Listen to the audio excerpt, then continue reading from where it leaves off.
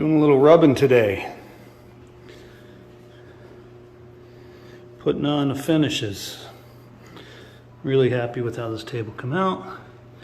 Odoo's oil, of course. Does a great natural finish.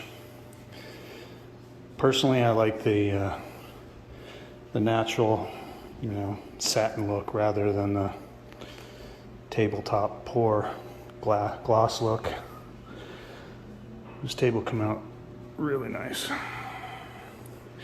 And the base, really cool base from Flowyline.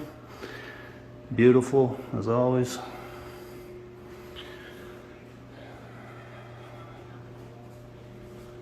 And I don't know, I might put this on the website or I might just keep it.